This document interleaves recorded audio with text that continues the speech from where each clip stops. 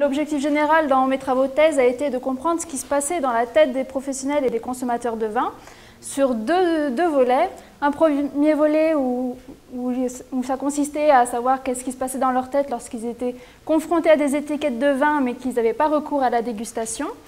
Et un deuxième volet à l'inverse où qu'est-ce qui se passait dans leur tête lorsqu'ils dégustaient les vins mais qu'ils n'avaient aucune information sur ces vins. Donc, la première présentation sont des résultats issus donc, du premier volet sur les étiquettes du vin du Beaujolais en l'occurrence, sur l'aspect consommateur, donc d'ici et d'ailleurs. Donc pour commencer, vous n'êtes pas sans savoir que parmi les étiquettes de vin, il y a un univers très divers et très complexe, tant en termes de visuel que de niveau d'information et de mise en avant de ces informations. Vous voyez ici qu'on a des différences où tantôt c'est l'appellation qui va être mise en avant, tantôt peut-être le nom du lieu-dit ou encore le nom du domaine, des producteurs, ou des noms de cuvées, etc. Cette diversité d'informations et de visuels sur les étiquettes peut mener le consommateur à être un peu perdu face à tous ces paramètres d'information. Cela crée bien sûr chez le consommateur des messages que véhicule le vin par son étiquette, mais aussi des attentes. Et ces attentes peuvent être également sensorielles. Des chercheurs de DIC et collaborateurs ont fait une étude récente, là, dernièrement en 2017, qui nous montre que sur une même étiquette, donc là c'était un exemple d'une étiquette de vin rouge australien, sur une même étiquette, mais en changeant juste le fond de couleur de cette étiquette, cela a amené à des attentes sensorielles différentes chez les consommateurs autrichiens. Donc, par exemple, une étiquette qui présente un fond orangé ou un fond rouge amenait les consommateurs à attendre que ce vin serait fruité et floral. L'étiquette sur fond rouge et sur fond noir amenait plutôt des attentes sur un vin qui serait acidulé. Et l'étiquette également sur fond noir amenait les consommateurs à attendre à la dégustation un vin qui serait plutôt sec, boisé et terreux. Donc ces différents paramètres de l'étiquette qui suscitent des attentes et des messages différents dans l'esprit des consommateurs sont finalement à prendre en considération lors de la conception d'une étiquette de vin. Et donc, pour revenir à l'objectif de mon étude, il s'agissait au travers des étiquettes de comprendre comment les connaissances des vins des consommateurs étaient organisées, mais également de savoir si le niveau de familiarité avec les vins du Beaujolais avait un effet sur l'image des vins des consommateurs. Donc pour cela, nous avons sélectionné 70 étiquettes d'appellation du Beaujolais qui sont en train d'être présentées, elles sont toutes là. Et donc nous avons fait un choix de sélection d'appellation où nous avons choisi d'étudier les étiquettes de Beaujolais, Beaujolais Nouveau, Beaujolais Village, Beaujolais Village Nouveau, Morgon, Fleury et Régnier. Donc vous pouvez le voir, il y a toute une diversité au niveau visuel et au niveau de l'information. Donc nous avons essayé d'être le plus proche de ce qui pouvait exister actuellement sur les étiquettes des vins de Beaujolais. Et il ne s'agissait dans cette étude que de la face avant de l'étiquette.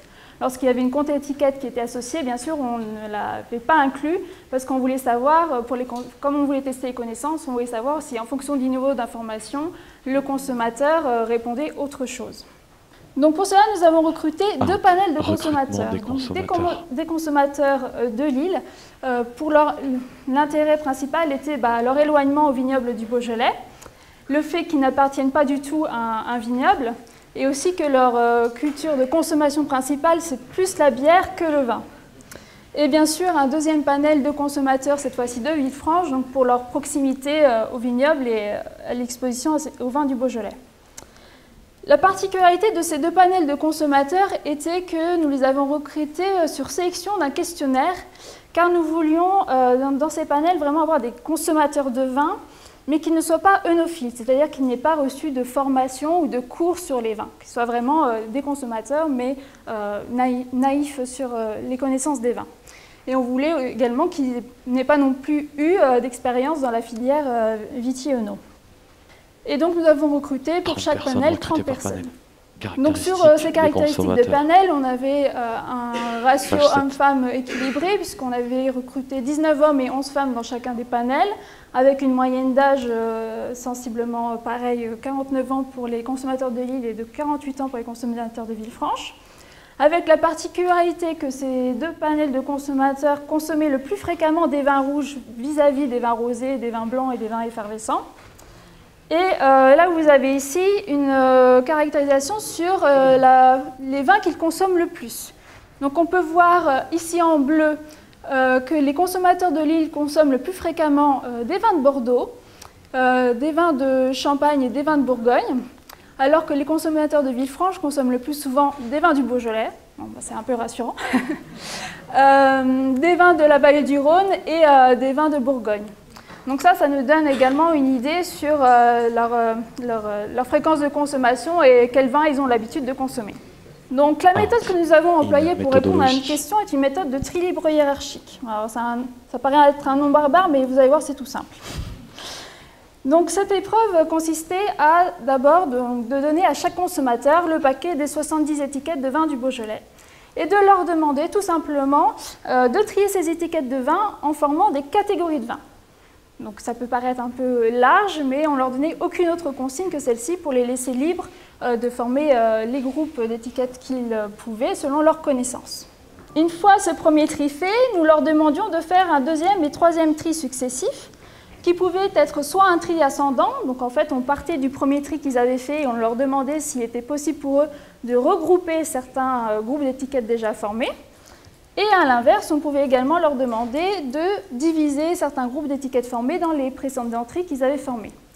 Donc l'objectif de ces différents tris, c'était à la fin d'obtenir une hiérarchie et de savoir si cette hiérarchie de groupes d'étiquettes de vin pouvait correspondre à la hiérarchie actuelle des appellations en Beaujolais. Ensuite, nous leur demandions pour le tri ayant généré le plus de groupes d'étiquettes de vin des descriptions de ces groupes, afin de savoir déjà sur quels critères ils avaient formé ces groupes. Est-ce qu'ils avaient pris des critères plutôt visuels ou plutôt des critères sur leurs connaissances, sur le cépage, le vignoble, les appellations, etc. Et cette méthode se terminait par une interview qui consistait à en savoir un peu plus sur la manière dont ils avaient trié toutes ces étiquettes de vin, pour savoir comment ils avaient fait et pourquoi ils avaient fait autant de groupes ou si peu de groupes. Donc chaque test était bien évidemment individuel suite à l'interview finale et durait à peu près 45 minutes par personne. Page 9.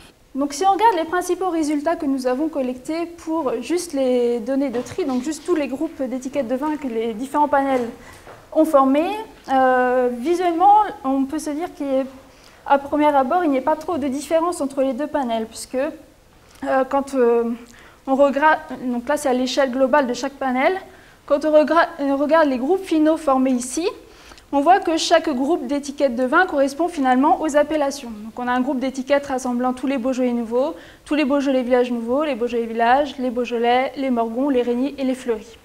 On a seulement des petites différences dans la façon de regrouper ces étiquettes. Mais pour les deux panels, finalement, ils ont tous regroupé les étiquettes de vin en fonction des appellations que nous avons précédemment testées. Donc, on pourrait se dire, bon, bah, finalement, il n'y a aucune différence entre les deux panels. Donc pour cela, on a été plus loin en regardant les mots qu'ils avaient donnés pour décrire leurs différents groupes. Et on s'est aperçu que les premiers mots qui apparaissaient pour décrire ces différents groupes finaux d'étiquettes correspondaient au nom des appellations. Donc pour le groupe des étiquettes des vins de Régnier, bah, le premier mot qui apparaissait, c'était Régnier. Donc jusque-là, tout va bien. Sauf à la différence près que pour les consommateurs de Lille, dans la description des groupes d'étiquettes de Fleury, de Régnier, de Morgon, on s'est aperçu qu'ils parlaient de Bourgogne, de Côte-du-Rhône. Ce qui sous-entendait ici, que finalement, ces trois crus, pour eux, n'étaient pas forcément des vins du Beaujolais, mais peut-être des vins de Bourgogne ou du Côte-du-Rhône. Ça, c'est la première piste que nous avons. Mais on va voir plus tard la confirmation. Les autres différences que nous avons entre les consommateurs, c'est que seulement ceux de Villefranche parlent de crus quand ils parlent de Régnier, de Morgon et de Fleury. Ce terme n'apparaît pas du tout chez les consommateurs de Lille et ils n'ont pas cette notion de cru. Et les consommateurs de Villefranche vont également faire attention aux noms de lieux-dits qui sont indiqués sur les étiquettes, notamment pour Morgon, il y avait un exemple de Côte-du-Py, donc qui nous parle de Côte-du-Py, et Fleury de Gris-Midi, il nous parle aussi de Gris-Midi. Donc on voit qu'ils connaissent ces noms de lieux-dits pour ces crus. Ensuite, il nous parle aussi de type de producteurs, puisque certains, dans un même groupe d'étiquettes, par exemple dans toutes les étiquettes de Régnier, ont redivisé ces groupes d'étiquettes et ont séparé les étiquettes enfin, les vins de négociants, les vins de casse-cope et les vins de vignerons. Et pour finir, pour certains, ils ont aussi caractérisé leur groupe par des caractéristiques sensorielles qui pour eux représentent ces appellations. Donc ils nous parlent de fruits rouges, de vins fruités, de vins légers, rien de bien complexe, mais ça a le mérite d'apparaître. Donc suite à ces résultats, nous avons eu une mine d'or d'informations au travers de nos interviews qui nous ont permis d'identifier et de comprendre pour chaque panel leur connaissance des vins du Beaujolais, mais aussi l'image qu'ils associent au vignoble et à ces vins. Donc par exemple, pour les consommateurs de Villefranche, certains nous disent, c'est-à-dire de les regrouper par appellation avec une plus grosse facilité avec les crus, parce que c'est ceux que je connais le plus. Un autre va nous dire des Beaujolais présentés mis sur le marché pour le 3e jeudi de novembre, et puis sans finalement que client français ou mondial d'ailleurs au monde ne s'intéresse à savoir de quel Beaujolais il peut s'agir, c'est un Beaujolais nouveau, point. C'était l'impression que j'avais, l'image que j'avais du Beaujolais avant d'arriver dans le Lyonnais et découvrir qu'il existait autre chose. Donc ce point-là, il est très important parce qu'il nous indique que finalement, les consommateurs de Villefranche, juste leur exposition aux vins du Beaujolais, leur permettent d'acquérir des connaissances sur les vins qu'ils ont appris à découvrir pour les non-natifs de la région, du fait de la proximité du vignoble. Autre point, d'autres nous disent, par exemple, juste la lecture de l'étiquette, donc Morgon, Fleury, Régnier, qui d'ailleurs ressort beaucoup plus que le mot Beaujolais. C'est que les gens communiquent beaucoup plus sur le cru que sur l'appartenance au Beaujolais, c'est-à-dire. Donc à travers ces propos, on constate que la lecture seule des étiquettes des vins du Beaujolais, notamment des crus, ne permettent pas toujours d'associer les appellations communales à des crus ou encore à des vins du Beaujolais, et que les consommateurs de Villefranche, ils les identifient facilement parce qu'ils les connaissent vu qu'ils sont très proches de ces vins. Et cela sous-entend donc que pour des consommateurs hors Beaujolais, il serait plus difficile d'identifier ces appellations en tant que cru, voire même en tant que Beaujolais, mais ça on va voir la confirmation peut-être tout à l'heure. À travers leur discours, les consommateurs de Villefranche nous parlent aussi de qu'est-ce que le Beaujolais représente pour eux. Donc par exemple, certains nous disent je regarde en fait sa zone géographique en premier lieu, si c'est un vin du bas du Beaujolais, un vin plutôt remontant dans les Beaujolais villages ou carrément plus au nord dans les crus. Pour savoir, pour identifier un peu plus. Et je sais partout de suite si c'est un Beaujolais classique ou un Beaujolais nouveau par rapport à la garde.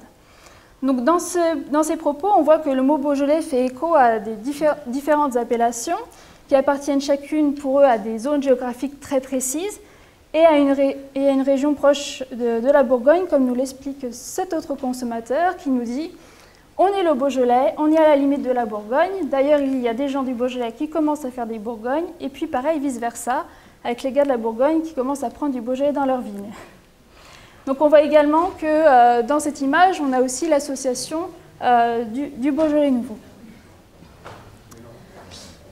Dans leur discours, d'autres nous parlent également de la hiérarchie actuelle des appellations, comme par exemple ce consommateur qui nous dit « Et puis après, les autres Beaujolais, c'était différent parce que Beaujolais, on mélange un peu le Beaujolais nouveau, le Beaujolais village, le Beaujolais nouveau village et le nouveau tout court. C'est un peu compliqué. » Un autre va nous dire « Mais comme derrière le mot Beaujolais, on le voit bien, il se cache des tas de réalités de fabrication du vin et du coup, finalement, des tas de dégustations et de saveurs différentes. Je me suis dit, je n'ai pas envie de la rassembler. » Donc à travers ça, on voit qu'ils identifient ils identifient vraiment différentes appellations, que pour certains, ils ont un peu de mal parfois à s'y retrouver, mais que pour chaque appellation, ils associent vraiment des caractéristiques sensorielles différentes qui ne leur permettent pas, finalement, de les regrouper entre elles. On voit également que le Beaujolais est quand même assez présent dans l'esprit des consommateurs de Villefranche, comme en témoigne cette première personne qui nous dit « Beaujolais nouveau tout court, ça a une communication vin de fête. On ne sait pas bien d'où ça vient, on ne sait pas. Là, c'est un petit peu plus déjà localisé. Je ne suis pas convaincue que quand j'achète, je fasse attention à savoir si c'est un Beaujolais village ou Beaujolais tout court. En termes de nouveau, je parle. » Un autre va nous dire « Pour le Beaujolais nouveau, il doit y avoir des couleurs vives qui représentent des moments conviviaux, des moments de fête. » Donc à travers ces propos, Le Beaujolais nouveau, pour eux, ça symbolise vraiment un esprit de fête, mais pour lequel ils ne font pas forcément de différence entre le Beaujolais nouveau et le Beaujolais village nouveau. Donc cela pour eux reste une catégorie primeur en général, qui est représentée par des couleurs vives au niveau de l'étiquette et qui représente des moments conviviaux et des moments de fête. Dans leur discours, les consommateurs de Villefranche nous parlent aussi de ce qui est important pour eux de retrouver sur une étiquette. Un premier va nous dire, et puis le primeur, parce que je trouve que l'étiquette, c'est super important pour le primeur. Parce qu'on est dans un produit qui est un peu marketing et l'image, le côté un peu festif, le côté un peu temporel, c'est important. Et l'étiquette, elle ne doit rien avoir à voir avec les autres produits. Donc ça marque bien que pour eux, au travers des étiquettes, ils ont une attente du style de vin et que rien qu'à l'étiquette, ils doivent retrouver si c'est un primeur ou non. Un autre va nous dire, parce que le Beaujolais nouveau, c'est une manifestation qui est propre au Beaujolais, enfin même qui va au-delà du Beaujolais, bien évidemment. Donc c'est vrai que j'ai regroupé sous un seul paquet la marque de fabrique du Beaujolais en fait. Le Beaujolais normal ou le Beaujolais village ne font pas l'objet de la même communication. Donc là, on voit bien à travers ce deuxième témoignage que les consommateurs de Villefranche s'attendent à un visuel particulier comme des couleurs festives pour les primeurs, par exemple, et que l'étiquetage doit être totalement différent des étiquettes pour les autres appellations. Concernant toujours l'étiquetage, les consommateurs de Villefranche accordent également une importance au type de producteur. Par exemple, un consommateur va nous dire par appellation et ensuite par négociant ou propriétaire récoltant. C'est quelque chose sur laquelle j'accorde de l'importance parce que je ne mélange pas les récoltants avec les négociants et je ne mélange pas les appellations entre elles. Ce n'est pas la même chose pour moi. Un autre va nous exprimer j'ai préféré sélectionner le Beaujolais mis en bouteille à la propriété. Lorsqu'il y a une indication du nom des propriétaires, c'est important. Peut-être ce qui donne aussi, ce qui sécurise et ce qui permet de choisir. Donc à travers ces propos, on voit que les consommateurs de Villefranche s'attendent à avoir des informations qui précisent l'origine du vin et le type du producteur et ils considèrent que ces informations doivent être données car cela représente un critère important qui les permet de se rassurer lors de l'achat des vins. On va passer maintenant aux consommateurs de Lille.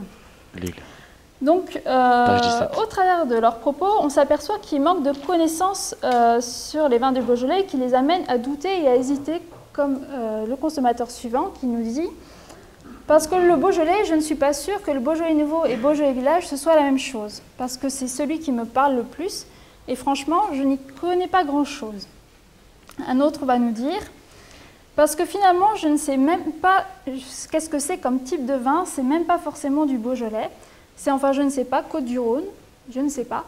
Non, franchement, je ne sais pas, j'ai pris un mot-clé récurrent, en l'occurrence Beaujolais, et j'ai vu que c'était le mot dominant, donc je l'ai pris. J'ai fait une espèce de grand groupe où j'ai claqué tout ce qui était Beaujolais dedans, et puis tout le reste à part. Donc on voit que, et c'est un peu radical, on voit que ce manque de connaissances les amène à douter, à hésiter, et comme ils doutent et ils hésitent, leur stratégie va être de lire attentivement les étiquettes de vin, afin de trouver des indices qui leur permettent de retrouver et de déduire des informations sur une chose qui compte beaucoup pour eux, l'origine des vins. Mais cette stratégie de lecture attentive des étiquettes va parfois les mener à des déductions erronées sur l'origine des vins. On va le voir avec cet exemple d'un consommateur qui nous dit « Dans un premier temps, je me suis aperçu qu'il y avait l'appellation Morgon qui apparaissait, et puis le reste ». Qui étaient plutôt des vins de Côte-du-Rhône, certes. Donc là, il fait mention en fait, des fleuris et des régniers qu'il avait mis dans d'autres groupes. Un autre va nous dire « Ensuite, j'ai regroupé tous les Beaujolais et Beaujolais village, ainsi que régniers, parce que je l'imaginais que ça appartenait au Beaujolais aussi. Et de l'autre côté, j'ai mis le Morgon et les fleuris, qui pour moi étaient des vins différents, plus des Bourgognes. » Donc on voit ici que les appellations communales sont tantôt reliées à des vins de Côte-du-Rhône ou des vins de Bourgogne, liées à cette stratégie de lecture attentive de l'étiquette qui va parfois conduire juste à regarder le code postal et essayer de traduire via le code postal si c'est plutôt Côte-du-Rhône ou Bourgogne. Et ce phénomène vient aussi du fait que l'appartenance au Beaujolais n'est pas forcément indiquée sur les étiquettes dans l'usage, et que les consommateurs de Lille, vu qu'ils s'aident du code postal, n'arrivent pas toujours à relier ces appellations au Beaujolais. Nous avons vu qu'il manquait de connaissances sur les vins du Beaujolais, mais ils ont pourtant une culture générale des vins avec des mots qu'ils connaissent, comme le mot appellation, mais dont le sens n'est pas toujours bien assimilé. Par exemple, un consommateur va nous dire, c'est ce que je disais, le visuel, la façon de l'écriture, le comment que c'est présenté, comment c'est appelé, l'appellation. Donc là, à travers ce propos, on voit vraiment que pour le consommateur, l'appellation, c'est en fait tous les noms qu'il peut trouver sur l'étiquette. Donc ça peut être le nom du domaine, le nom du cépage, l'appellation, ça va être vraiment un nom et souvent le nom qui est mis en avant sur l'étiquette. Un autre va nous parler des différences entre AOC et AOP, par exemple. Sur la dénomination appellation d'origine contrôlée, appellation d'origine protégée, dont je ne me rappelle plus vraiment de la signification, mais je suppose que si la dénomination est différente, enfin je suppose qu'il y a une différence, je suppose qu'il y a une différence entre AOC et AOP, mais je n'ai plus vraiment le souvenir, la mémoire du pourquoi. Je pense que c'est des choses de qualité équivalente, mais qui ont une contrainte. Mais la contrainte doit être différente sur les AOC et les AOP. Donc en fait, la présence du sigle pour une même appellation AOC ou AOP mène les consommateurs à penser que si les sigles sont différents, alors c'est qu'il y a une différence entre les vins. Et cette différence, il l'exprime souvent en termes de qualité des vins. Il s'imagine qu'un vin, par exemple, AOC va être plus qualitatif qu'un vin AOP ou vice-versa. Donc ça amène un peu de confusion chez les consommateurs de l'île. Out, in, page 20. Autre info qu'ils nous disent à travers le discours, avec cet exemple d'un consommateur qui nous dit « La particularité, le nom qui les regroupe, et particulièrement pour le Beaujolais, c'est le nom Beaujolais qui agit en premier. » Un autre va nous dire « Et les Beaujolais, là c'est facile, c'est toujours indiqué, et c'est une région très précise. » Donc à travers ces propos, on voit que pour eux, ils identifient les vins au Beaujolais seulement et seulement si ils voient le mot Beaujolais apparaître sur l'étiquette. Ça peut paraître un peu bête comme ça, mais pour eux, c'est si c'est pas marqué Beaujolais sur l'étiquette, c'est pas des vins du Beaujolais. Donc ça explique pourquoi les crus donc, ne sont pas considérés en tant que crus du Beaujolais lors le groupement d'étiquettes comme on a vu tout à l'heure. Dans leur discours, on a aussi une représentation de ce que signifie pour eux le Beaujolais, avec un premier exemple d'un consommateur qui nous dit « Pour moi, comme il y a plusieurs étiquettes, la Beaujolais, c'est sûr qu'il doit y avoir des différences peut-être. Mais pour moi, c'est tout, ça reste du Beaujolais. Pour moi, je le vois dans la même région, dans la même façon de faire. » Un autre va nous dire « Beaujolais, de toute façon, Beaujolais, c'est français, non, c'est un cépage, je ne sais pas en fait. » Je me trompe peut-être, mais pour moi, Beaujolais, c'est obligatoirement français. Donc à travers ces propos, on voit que finalement, le mot Beaujolais est confus pour eux, mais fait écho dans tous les cas à une seule entité, cette idée d'avoir un groupe. Et pour la plupart des panels interrogés, on voit aussi que Beaujolais, souvent, ça rime avec Beaujolais nouveau, comme on peut le voir avec ce premier exemple d'un consommateur qui nous dit « Apparemment, donc, le Beaujolais, pour moi, c'est une catégorie à part et c'est une spécificité de vin. Il est vraiment produit par des différents viticulteurs et aussi, donc, c'est un vin qui est plutôt populaire parmi d'autres. Et ça a un attrait un peu spécifique au moment de sa sortie. » Donc là, bien sûr, à travers du message, il fait référence au primeur. Un autre va nous dire le Beaujolais, je l'ai mis carrément tous ensemble parce qu'effectivement, le Beaujolais, ce n'est pas un vin qui se conserve, c'est un vin annuel. Donc là aussi, avec une référence, surtout du primeur. Je suis désolée, hein, c'est pas moi, c'est eux qui le disent. Donc, pour conclure sur cette étude, conclusion. Donc, nous avons vu que la connaissance des vins du Beaujolais est très variable d'un consommateur à l'autre. Mais l'image du Beaujolais nouveau reste fortement ancrée dans l'esprit des consommateurs et notamment des consommateurs de l'île. Pour eux, le Beaujolais nouveau représente un vin hors catégorie, qui représente un esprit de fête, un esprit populaire, qui gravite autour d'un événementiel commercial international. La différence va se faire surtout avec les consommateurs du Villefranche, où l'on voit que habiter dans le vignoble leur permet de se détacher de cette image du primeur et de découvrir tous les autres vins de la gamme à travers les dégustations, leur exploration du vignoble. Ce que nous pouvons aussi retenir, c'est des informations au niveau de l'étiquetage. On a vu que le mot cru était vraiment utilisé que par les consommateurs de Villefranche, du fait de leur familiarité avec les vins. Mais bien que le mot cru soit très peu indiqué sur les étiquettes. Ce qui mène les consommateurs de Lille finalement à ne pas raisonner en termes de cru pour les appellations Morgon, Régnier et Fleury, et de ne pas identifier ces crus en tant que vin du Beaujolais, mais plutôt en tant que vin de Bourgogne ou de Côte-du-Rhône par leur stratégie de lecture attentive des étiquettes. On a vu également que pour les consommateurs de Lille, il y a vraiment une confusion entre AOC et AOP, où l'existence de ces deux sigles les amène à penser qu'il y a une différence de qualité entre les vins d'une même appellation. Et pour finir, nous avons vu que quel que soit le panel de consommateurs, ils accordent autant de l'importance à l'apparence visuelle de l'étiquette qui pour eux véhicule l'image du vin, qu'aux informations de l'étiquette où ils attendent des précisions pour eux qui sont très importantes sur l'origine, le cépage et le producteur.